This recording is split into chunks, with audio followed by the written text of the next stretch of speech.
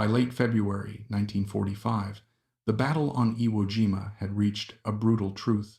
American infantry was doing everything right and still dying. Concrete pillboxes, buried deep into volcanic rock, were stopping entire companies. Rifle fire did nothing. Grenades required suicide-level distances. Flamethrowers burned brightly and briefly.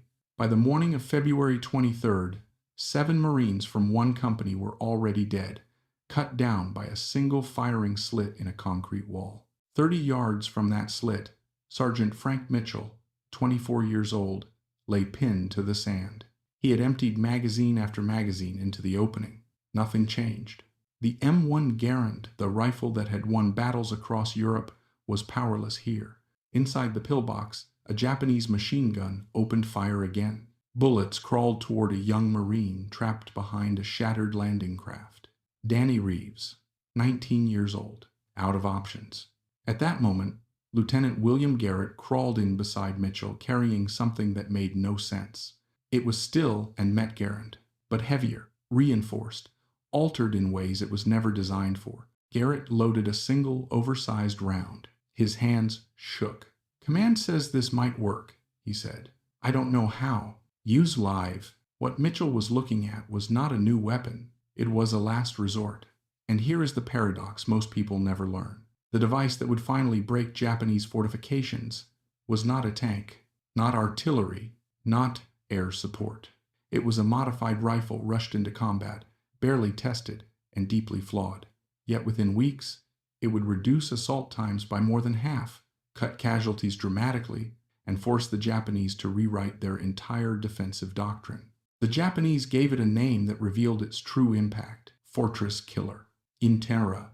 And if you follow this story to the end, you'll understand why this crude, improvised weapon, used for barely 6 months, quietly changed the mathematics of Pacific warfare. What was happening on Iwo Jima in early 1945 was not a failure of courage.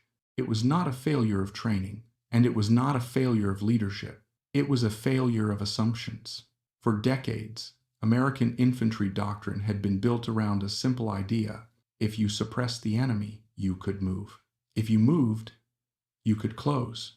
And if you closed, you could kill. That logic had worked across Europe, but on the volcanic islands of the Pacific, it collapsed.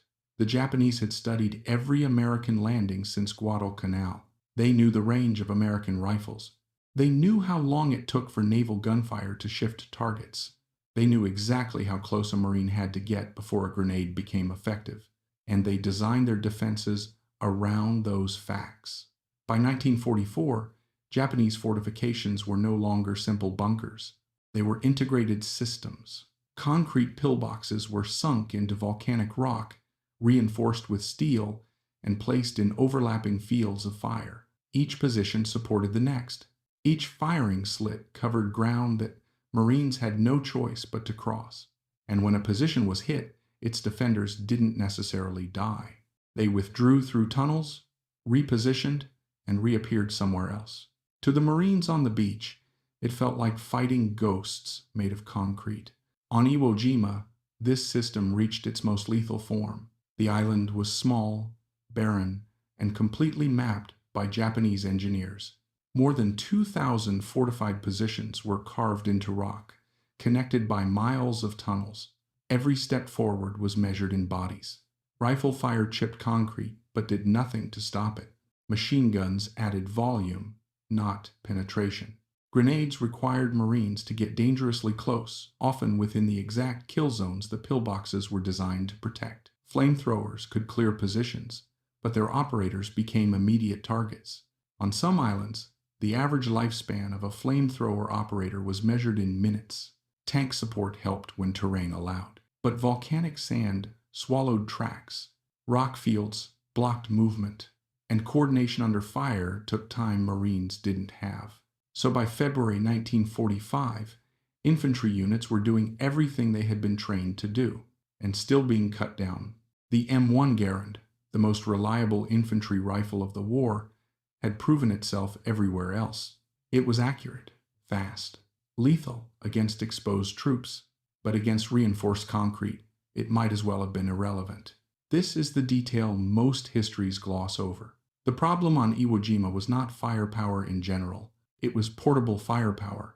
Artillery could destroy pillboxes if it was available, if coordinates were accurate, and if the position didn't simply disappear into tunnels until the shelling stopped. Airstrikes could help when weather allowed, when targets were visible, and when friendly troops weren't already too close. But what the Marines needed was something much simpler. They needed a weapon that a single infantryman could carry, a weapon that could be brought forward under fire, a weapon that could break concrete without waiting for support, and they needed it immediately. Traditional weapons development could not deliver that in time. Designing a new system, testing it, approving it, and producing it at scale normally took years. On Iwo Jima, waiting years meant burying thousands more men. So American ordnance officers did something unusual. They stopped asking what should be built, and instead asked what could be adapted. They looked at the one thing every Marine already carried, the one thing already produced by the millions, the rifle that had become synonymous with American infantry, the M1 Garand. What followed was not elegant engineering, it was not cautious, and it was not fully understood when it reached the front lines. It was a modification rushed into combat because men were dying without it. And on a black beach 30 yards from a concrete firing slit, Sergeant Frank Mitchell was about to see whether that gamble would work. From the outside, it looked like overwhelming force. American infantry landed with rifles, machine guns, grenades, flamethrowers, tanks, naval guns, and air support. On paper, no island garrison should have survived that. But paper had never fought concrete. The Japanese defense on Iwo Jima was not built to defeat American firepower. It was built to outlast it. Japanese engineers understood something many Allied planners underestimated. Most infantry weapons are designed to kill people, not structures. The M1 Garand fired a 30-06 round with tremendous stopping power against exposed troops. At range, it was lethal. But when that bullet struck reinforced concrete, the physics changed. The energy that shredded flesh simply flattened against stone. At best, it chipped the surface. At worst, it ricocheted. Machine guns increased volume, not penetration. They suppressed firing slits but could not destroy them, and suppression only worked as long as ammunition held and gunners stayed exposed. Grenades presented a different problem. Standard fragmentation grenades relied on blast and shrapnel. They were effective only within a limited radius. To use them against a pillbox, a Marine had to get dangerously close, often within 40 yards. That distance was not accidental. Japanese firing slits were positioned to cover exactly those approaches. Every yard closer increased exposure to machine gun fire, rifle fire, and concealed secondary positions. For many Marines, throwing a grenade meant committing to a sprint across open ground into a perfectly prepared kill zone. Flamethrowers offered a brutal solution. They could project fire into openings, burn oxygen inside confined spaces, and force defenders out. Against fortifications, they worked, but everyone knew the cost. Flamethrower operators carried bulky fuel tanks visible from hundreds of yards away. Japanese snipers were instructed to prioritize them. On several Pacific islands, the average survival time of a flamethrower operator was measured in minutes. Tanks should have been the answer. But Iwo Jima was hostile to armor. Volcanic sand swallowed tracks. Jagged rock limited maneuver. Narrow approaches funneled vehicles into pre-sighted kill zones. Even when tanks advanced, coordinating armor and infantry under heavy fire took time. Time meant casualties. Naval gunfire and airstrikes could level fortifications when conditions allowed, but pillboxes were often camouflaged, partially buried, or invisible from the air. When bombardments lifted, defenders emerged from tunnels and reoccupied positions the Marines thought had been destroyed. The result was a cycle of frustration. Fire, advance, get pinned, pull back, again and again. This was not incompetence. It was a mismatch between weapons and targets. American doctrine assumed that infantry would advance under cover of supporting fires. But on Iwo Jima, the support could not always reach what needed to be destroyed. The core problem was proximity. To kill a pillbox with existing infantry weapons, Marines had to get close. To get close, they had to survive long enough to cross open ground. And the defenses were designed to prevent exactly that. Every option carried unacceptable risk. Wait for tanks and men died while waiting. Call artillery and the target vanished underground. Use flamethrowers and lose the operator. Throw grenades and expose yourself to machine guns. By February 1945, the Marine Corps was bleeding time and manpower against fortifications that seemed immune to everything short of heavy ordnance. And yet, heavy ordnance was rarely where it was needed most right now, 30 yards ahead, under direct fire. This is the part of the story most people miss. The crisis on Iwo Jima was not about lacking destructive power. It was about lacking immediate, portable destruction. What the Marines needed was a way for a single infantryman to do what previously required tanks, artillery, or air support. They needed something that could move with the assault, something that could be brought forward through fire, something that could break concrete on demand. And they needed it without redesigning the army. They needed it fast. The solution would not come from new factories, new training programs, or long testing cycles. It would come from taking an existing weapon already trusted, already mass-produced, and forcing it to do something it had never been intended to do. In the next act, that gamble arrives on the beach, not as a miracle weapon, not as a perfect one, but as the only thing that might finally let American infantry kill concrete. The weapon that would change the fight on Iwo Jima was not born from a long-term plan. It was born from urgency. By late 1944, American ordnance officers faced a contradiction they could no longer ignore. They had overwhelming industrial capacity. They had air superiority. They had naval dominance. And yet infantry units were still being cut down by concrete positions they could not quickly destroy. Designing a new weapon from scratch was not an option. Even accelerated wartime programs took time, months for testing, months for approval, months more for production and distribution. Men did not have months. So instead of asking what the perfect weapon should be, ordnance officers asked a different question: what already exists? The answer was obvious. The M1 Garand.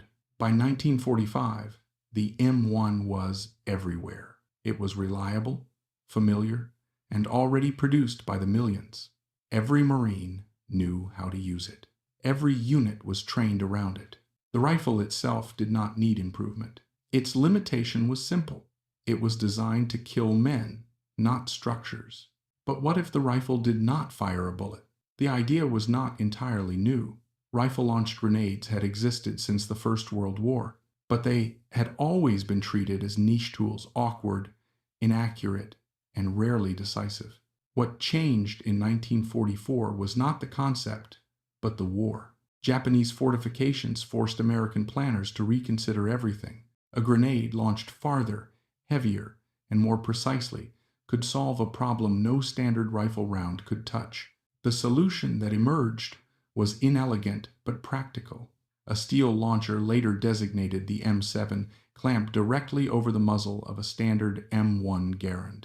It could be attached or removed in seconds by a trained soldier. The rifle itself remained unchanged. The true innovation lay in the projectile. The M9, a one rifle grenade, was not designed to scatter fragments. It used a shaped charge, a focused explosive designed to punch inward rather than outward. This was the same principle used in anti-tank weapons. But shrinking that technology into something an infantry rifle could launch required compromises. The grenade was heavy. The recoil was punishing. The trajectory was slow and arcing. To fire it, standard ammunition would not work. Ordnance engineers developed a special blank cartridge, the M3 launching cartridge, that generated far more pressure than a normal rifle round. It had no bullet, only propellant sealed with a wooden plug that disintegrated upon firing. Even then, safeguards were necessary.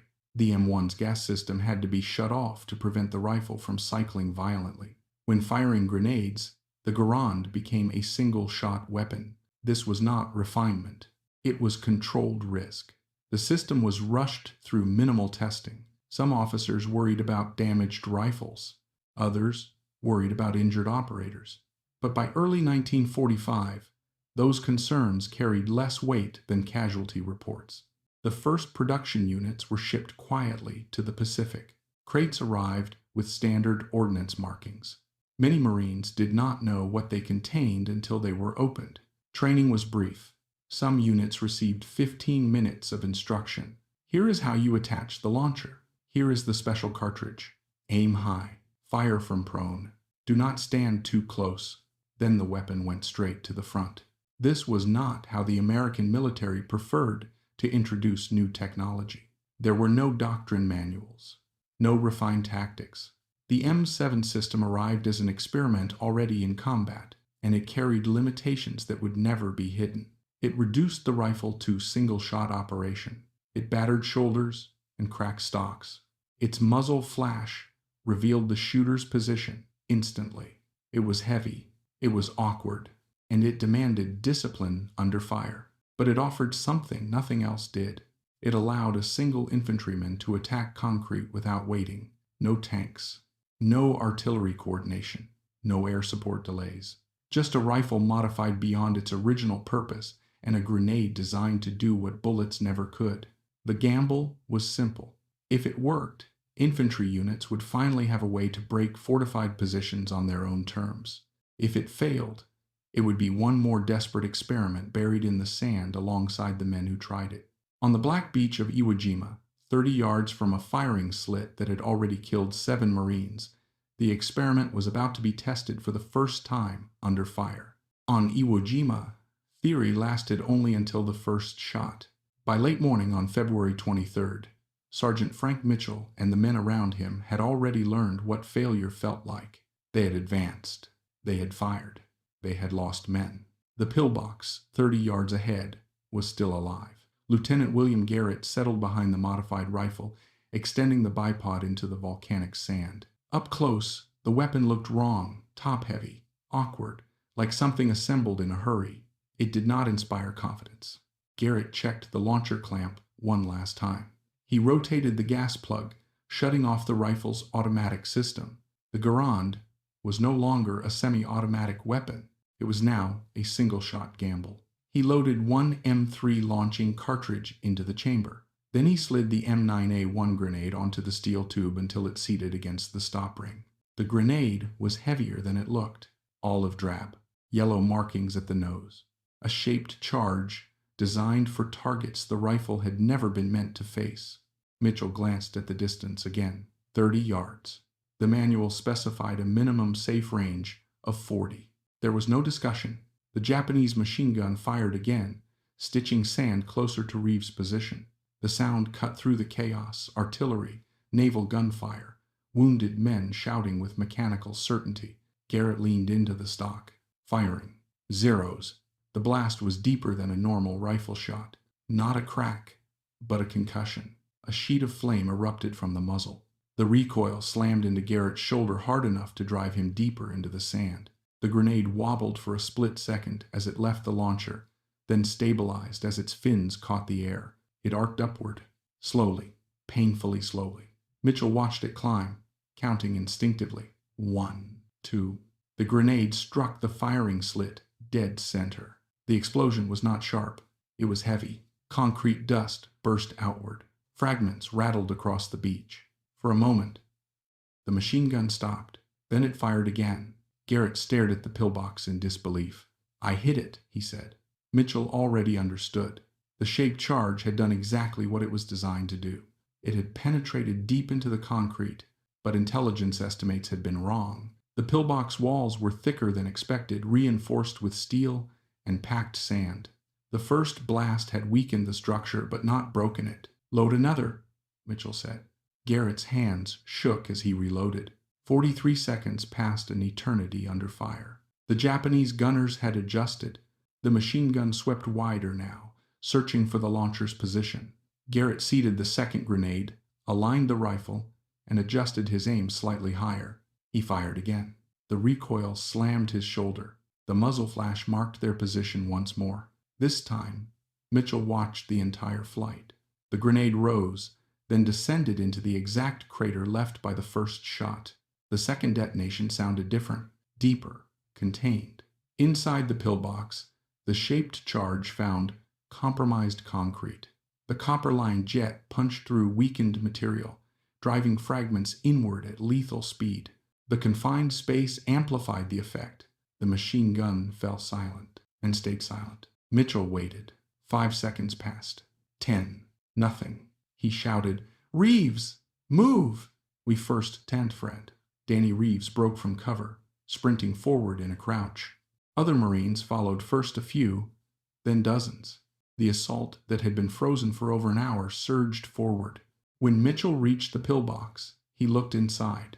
The machine gun was intact. The crew was not. The interior walls were cratered, blackened, and spalled inward. The second grenade had penetrated nearly 18 inches of concrete. Garrett sat back, staring at his hands.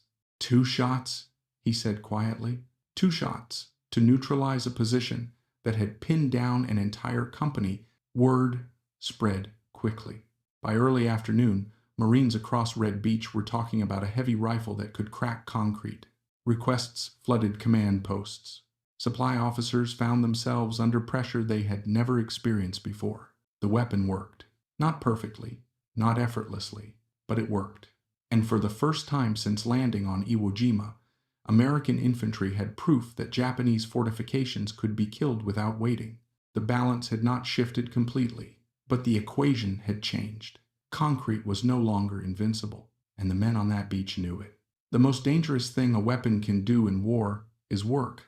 By early afternoon on February 23rd, word of the destroyed pillbox had already spread along Red Beach.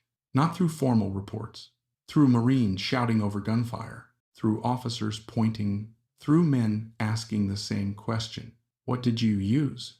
With Reesers, the answer was always the same. The heavy rifle, the one with the tube on the front.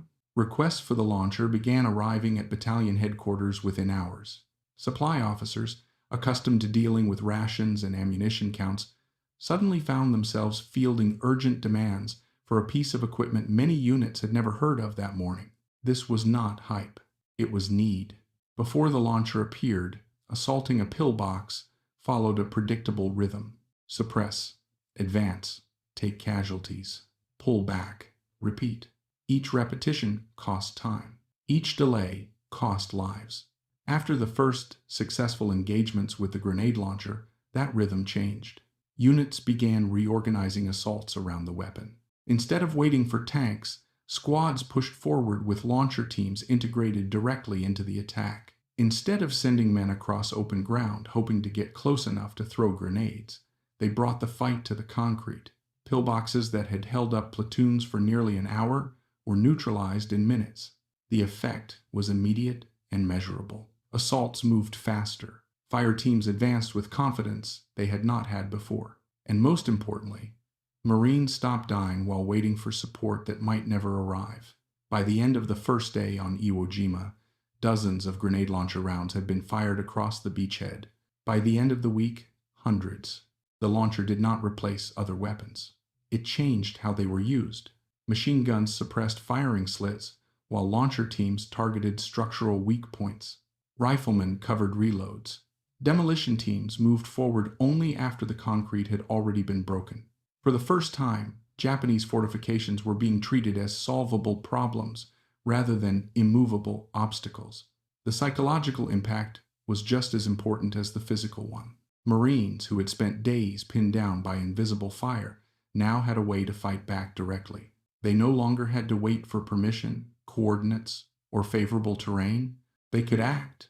Reports from different units began to converge on the same conclusion. Where launcher teams were present and supplied, the time required to neutralize fortified positions dropped dramatically. Casualties declined. Momentum increased. The weapon was not used sparingly. It was used aggressively. By the third day of the battle, resupply requests were already exceeding initial allocations. Stockpiles meant to last weeks were being burned through in days. Back in the rear, production lines accelerated. Factories shifted schedules. Priority classifications were updated. What had been an experimental system weeks earlier was now treated as critical material. This rapid expansion created new problems. Launcher teams became obvious targets. The distinctive profile of the weapon made its operators easy to identify. Japanese gunners began focusing fire on anyone carrying the heavy rifle. The weapon saved lives, but it also marked men for death. Despite this, demand never declined. Unit commanders, who had operated without launchers and then received them, consistently reported the same thing. They would not go back. The grenade launcher did not win the Battle of Iwo Jima on its own, but it changed the tempo of the fight. Instead of being forced to adapt to Japanese fortifications, American infantry began forcing the fortifications to adapt to them. That shift mattered. By early March, launcher-equipped units were clearing positions faster than planners had predicted. Beachheads expanded more quickly. Forward movement became continuous rather than episodic. This had cascading effects. Faster advances meant fewer opportunities for Japanese defenders to reorganize underground. It reduced the time pillboxes could remain effective before being discovered and destroyed. It compressed the defenders' decision-making window. But the Japanese were not passive observers. They noticed the change. They studied the wreckage left behind. They examined damaged pillboxes. They listened to reports from surviving defenders, and they reached a conclusion of their own. The Americans had found a way to kill concrete. Within weeks, Japanese defensive doctrine began to shift. New orders were issued. New construction techniques were tested. New targeting priorities were established. The launcher had solved one problem. It had also created the next. The weapon had spread faster than anyone expected, and now the enemy was responding. The Japanese did not need long to understand what had changed. They had spent years designing defenses around American habits.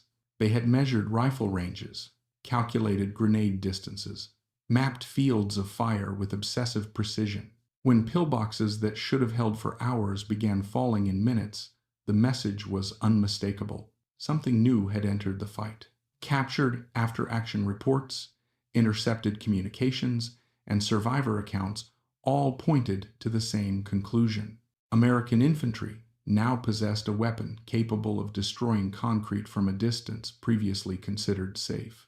The response was immediate. Orders were issued across Japanese units on Iwo Jima, and soon after Okinawa. Identify the launcher. Kill the man carrying it first. The modified rifle was easy to spot. The thick tube at the muzzle, the awkward profile, the distinctive blast and flame when it fired.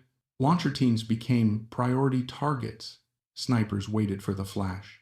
Machine gunners adjusted their fire to sweep likely firing positions. Mortar crews bracketed areas where launchers had been seen operating. The weapon that allowed infantry to move faster also drew fire faster. Japanese engineers adapted as well. Early pillboxes had been built with vertical concrete faces, ideal surfaces for shaped charges. Newer positions began incorporating angled walls designed to deflect incoming grenades. Some firing slits were recessed deeper, forcing attackers to fire from steeper angles. Others were shielded by secondary concrete lips intended to trigger grenades prematurely. Tunnel systems were modified to allow rapid evacuation of a position immediately after a launcher fired. Defenders learned to abandon compromised pillboxes before the second shot arrived. Double wall construction appeared in some sectors, 2 layers of concrete separated by packed earth. The shaped charge could penetrate the first layer, but often lacked the energy to break through the second. The fortress was learning. For American infantry, this meant the launcher was no longer a single-shot solution. One grenade was rarely enough. Teams began firing in pairs or threes. The first shot weakened the structure. The second exploited fractures. The third finished the job if ammunition allowed. Launcher teams coordinated more closely with rifle squads and demolition units. One element suppressed firing slits, while another targeted ventilation shafts, entrances, or structural seams. Tactics evolved on both sides, but adaptation carried costs. The launcher's recoil injured shoulders and cracked rifle stocks.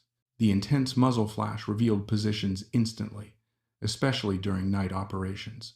After each shot, teams were forced to relocate under fire. Reloading took time. 40 seconds could feel like an eternity when machine guns were searching for you.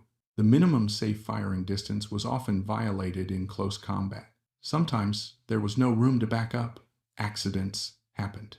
Men were concussed by blast over pressure. Others were wounded when grenades detonated too close or struck unexpected surfaces. A few were killed by premature detonations caused by damaged fuses or rushed handling. None of this reduced demand for the weapon. It changed how it was used. Commanders learned to allocate launchers carefully. They were concentrated where fortifications were densest. Operators were rotated to limit fatigue and injury. Japanese adaptation slowed advances, but it did not reverse them. Statistics from later phases of the campaign showed that even as defenses improved, launcher-equipped units continued to outperform those without. Assault times remained shorter. Casualties remained lower. The fortress could fight back, but it could no longer dictate the pace. What emerged was a grim equilibrium. The launcher was no longer a surprise. It was now a known threat, and like all known threats, it forced both sides to make trade-offs. For the Japanese, fortifications became heavier, more complex, and more resource-intensive. Construction took longer. Positions became harder to conceal. For the Americans, each launcher shot carried risk. Each engagement demanded coordination and discipline. Each success came with wear on equipment and men. The war had entered a new phase. Not one of easy breakthroughs, but one where infantry no longer faced concrete with nothing but courage and hope. The M7 system had not ended the struggle against fortifications. It had changed its terms. And as the fighting spread beyond Iwo Jima to Okinawa and the looming threat of the Japanese home islands, both sides understood the implication. This was no longer a question of whether concrete could be broken. It was a question of how many men it would cost to do it. Every advantage on the battlefield comes with a price. The M7 system was no exception. As launcher teams spread across Iwo Jima and later Okinawa, commanders began to notice a pattern that did not appear in early success reports. The weapon saved time. It saved lives. But it also injured the men who used it. The recoil was the first warning. Firing an M9A1 grenade transformed the familiar kick of the M1 Garand into something closer to a blunt force impact. Shoulders bruised after a few shots. Muscles strained. Collarbones cracked. Reports began to list injuries that did not come from enemy fire. Operators learned quickly that standing shots were a mistake. Prone firing became standard. Body weight had to be behind the stock. Even then, the punishment accumulated. After repeated use, rifle stocks cracked, action screws loosened. Weapons that had survived months of combat firing, standard ammunition, required armory-level repairs after dozens of grenade launches. Maintenance was another problem. The launcher fouled quickly. Each firing left residue inside the tube, degrading accuracy after only a handful of shots. Manuals specified cleaning intervals that were impossible to follow under sustained combat. Most launcher teams simply accepted declining precision. Then there were the accidents. The minimum safe firing distance was 40 yards. On paper, that rule was clear. On the battlefield, it was often irrelevant. Close terrain, confined approaches, and rapidly shifting engagements forced operators to fire from distances well inside safety margins. Blast overpressure concussed men. Fragments injured operators and nearby Marines. In some cases, the grenade functioned exactly as designed and still injured the shooter. There were worse incidents: damaged fuses, mishandling under stress, and environmental wear occasionally caused premature detonations. These were rare, but when they happened, the consequences were immediate and fatal. Every after-action report included reminders: inspect grenades, check the launcher clamp, confirm the gas plug position. And yet fatigue, fear, and chaos eroded discipline. The M3 launching cartridge added another layer of risk. Operators had to carry 2 types of ammunition and remember which mode the rifle was in. A mistake could damage the weapon, or worse, Loading a standard round with the gas system shut off caused malfunctions. Loading a launching cartridge with the gas system open risked catastrophic cycling. Most errors resulted in misfires or damaged equipment. A few resulted in injuries. Night operations magnified everything. The muzzle flash of the launcher was enormous, a rolling fireball that destroyed night vision and marked the shooter's position instantly. Launcher teams learned to relocate immediately after firing, even if the target was not yet neutralized. Some units limited launcher use at night entirely. Others used it only in desperation. Speed came at a cost in logistics as well. Grenades, launchers, and launching cartridges were shipped separately for safety. Units frequently received one without the others.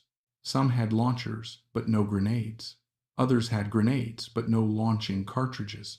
Resupply rarely matched consumption rates. Launcher teams were often forced to ration shots, saving grenades for the most dangerous targets while lesser positions remained unsolved. This created tension within units.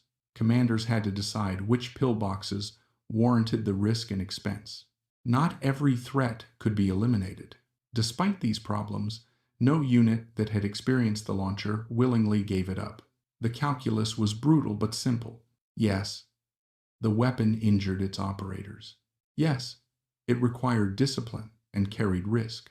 Yes, it was imperfect, but without it, assaults took longer. Casualties rose. Momentum stalled. The launcher shifted danger from many men to a few. Instead of entire squads dying while crossing open ground, risk concentrated on trained operators willing to carry it. That concentration was not accidental. It was accepted.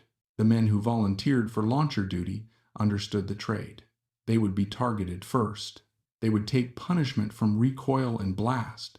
They would be responsible for making assaults possible. In return, they gave their units a way forward. This is where the story becomes uncomfortable. The M7 system did not eliminate sacrifice, it redistributed it. The weapon's success forced the military to confront a reality it rarely acknowledged openly. Winning faster did not mean winning cleanly. And yet, even as injuries mounted and accidents were logged, the demand for the system continued to grow. Because the alternative, facing concrete with rifles and hope, was worse, in the next act, the focus shifts away from the battlefield and toward the mechanism itself. Because understanding why the M7 worked also explains why it was so dangerous. The physics that cracked concrete imposed limits no doctrine could erase, and those limits would ultimately decide how far this weapon could go.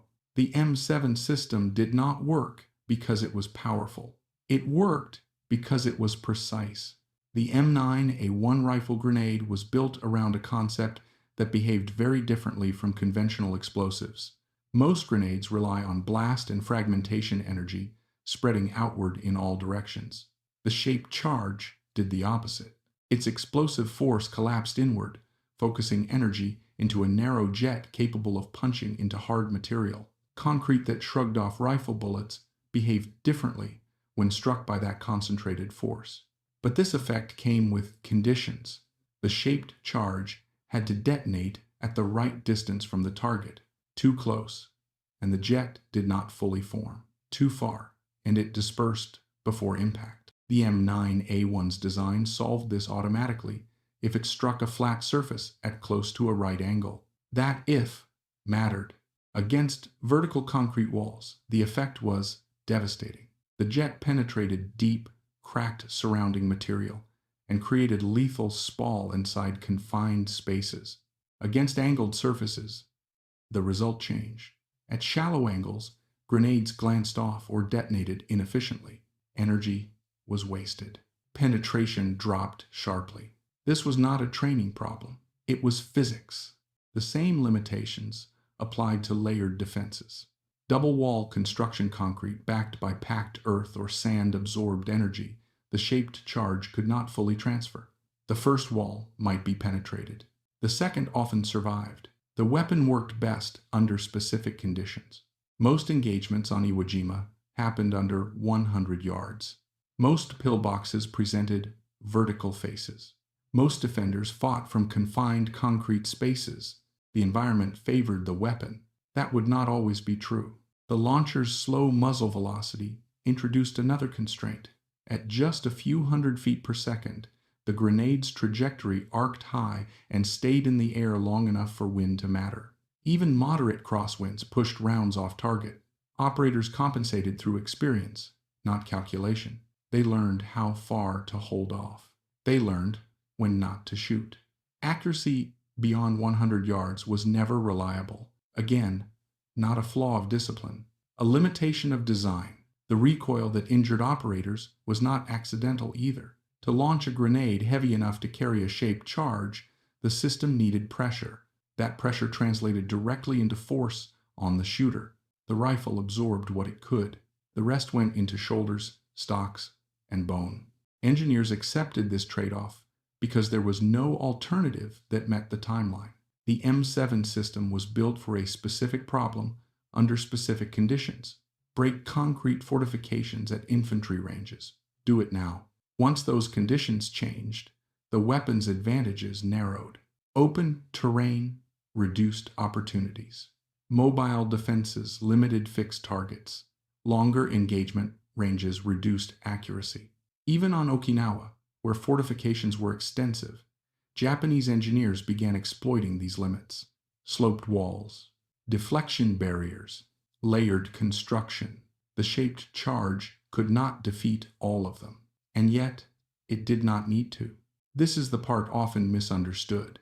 The M7 system was never meant to solve every fortification problem. It was meant to solve enough of them fast enough to keep infantry moving. In that role, it succeeded. But success created expectations. Commanders wanted more range, more penetration, less recoil, more safety. Meeting all of those demands would require a different platform. Rifle-based systems had reached their limit. The physics would not allow further improvement without increasing weight, recoil, or risk beyond acceptable levels. The shaped charge could be refined, but launching it from a standard infantry rifle imposed constraints that could not be engineered away. This realization mattered. It explained why the M7 system, despite its impact, existed for such a short time. It explained why it was replaced rather than upgraded. And it explained why ordnance planners began shifting attention toward dedicated launchers and anti-tank weapons with their own firing systems. The M7 was a solution born of desperation. It was not meant to become permanent doctrine. It did exactly what it was supposed to do and then reached the edge of what physics allowed. By the end of the war, that edge was clearly visible. The weapon had changed how infantry fought fortifications. It had saved lives. But it could not evolve much further. The next step would require abandoning the rifle entirely, and that decision would quietly seal the fate of the M7 system. In the next act, the story moves away from physics and back into history, because once the war ended, the very qualities that made this weapon indispensable in 1945 would make it obsolete almost overnight. The M7 system did not disappear because it failed. It disappeared because the war ended. In August 1945, the Pacific fighting stopped almost overnight. The problems that had demanded desperate solutions vanished with it. No more island assaults. No more beaches lined with concrete fortresses. No more infantry units dying while waiting for tanks that could not move. The M7 grenade launcher had been built for a specific kind of war, and that war was over. With Japan's surrender, American military priorities shifted immediately, from survival to standardization, from improvisation to long-term planning. The same urgency that had pushed the M7 into combat now worked against it. In peacetime, weapons were no longer judged solely by whether they worked. They were judged by whether they fit into a future force structure. The M7 did not. It relied on a rifle platform already nearing the end of its service life. Planners were preparing to replace the M1 Garand with a new generation of infantry rifles. Any weapon tied directly to the M1 would inherit its expiration date. The launcher also violated a principle post-war planners increasingly valued: specialization. The M7 asked a standard rifle to perform a role it was never meant to fill. It stressed the weapon, It injured operators. It required special ammunition and strict procedures. During wartime, those compromises were acceptable. In peacetime, they were liabilities. There were also alternatives. Dedicated anti-tank weapons had proven their value by 1945. They offered greater range, more penetration, and safer firing profiles. Unlike the M7, they did not require modifying a soldier's primary weapon. They did not crack stocks or rely on shutting off gas systems.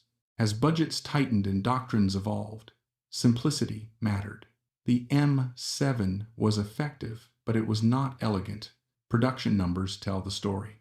Between February and August, 1,945, tens of thousands of launchers and hundreds of thousands of grenades were produced in a frantic surge.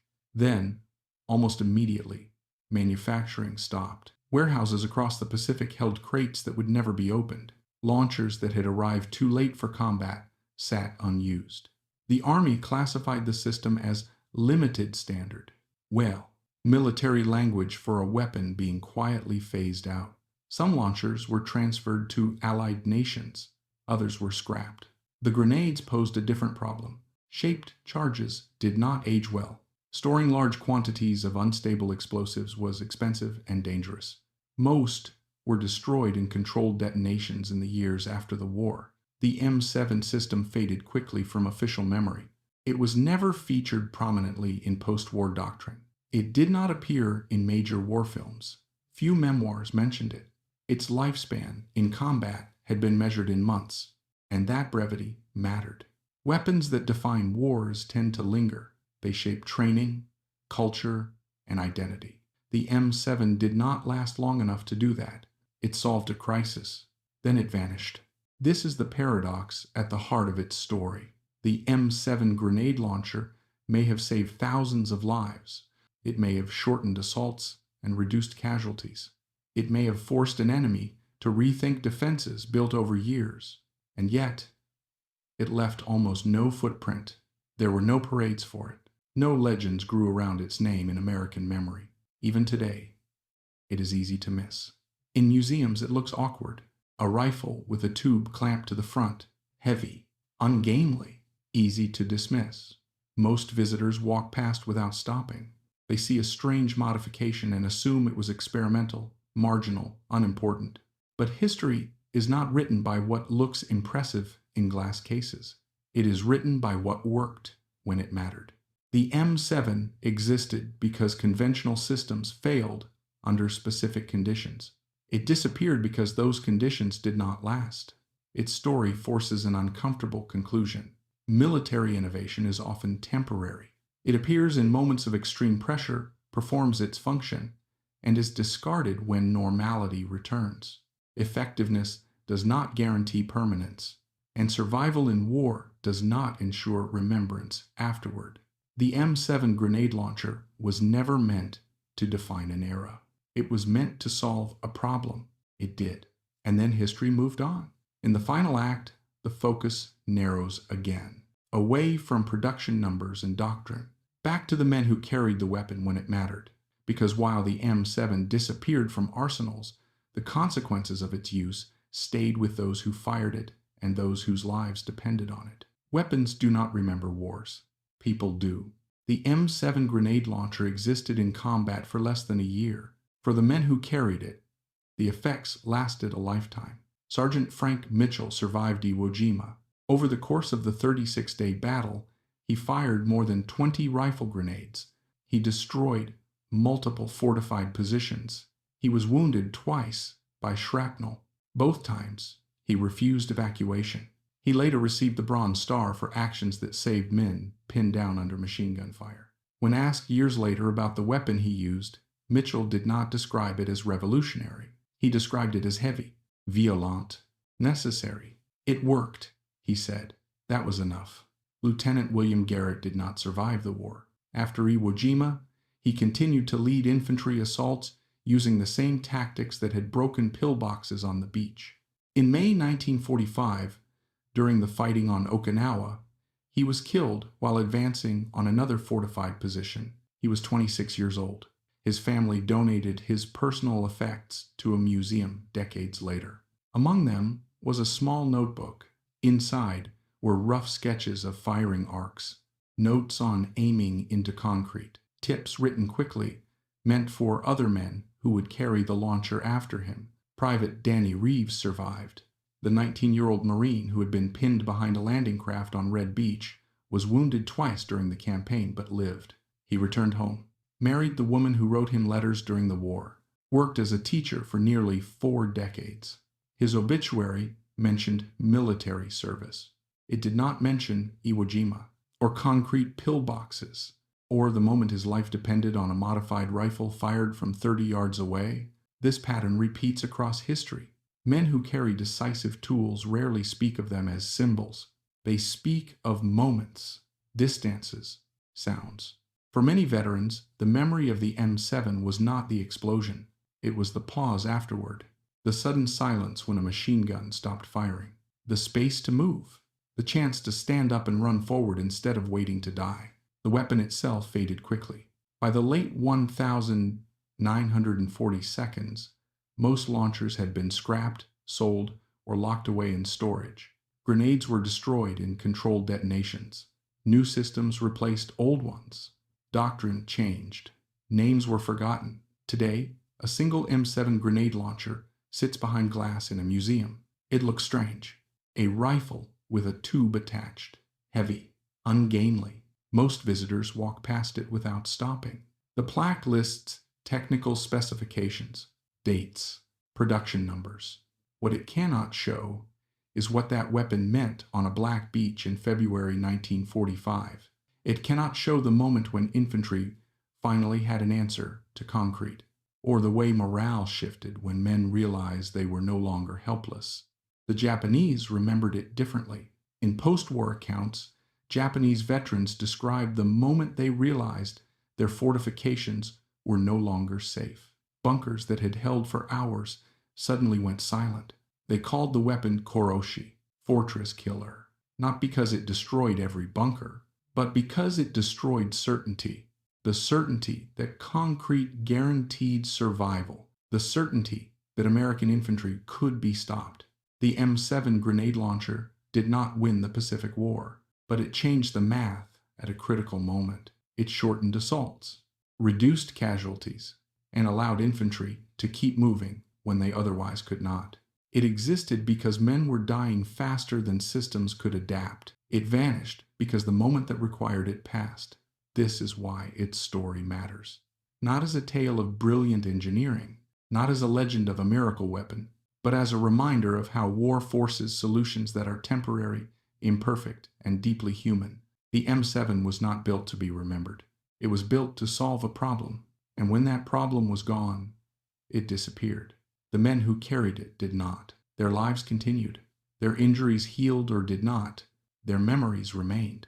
History often celebrates what lasts, but sometimes the most important things are the ones that appear briefly, do exactly what is needed, and then quietly fade away. The M7 grenade launcher existed for 6 months of combat. In those 6 months, it gave infantry a way forward when there was none. That is enough, and that is worth remembering.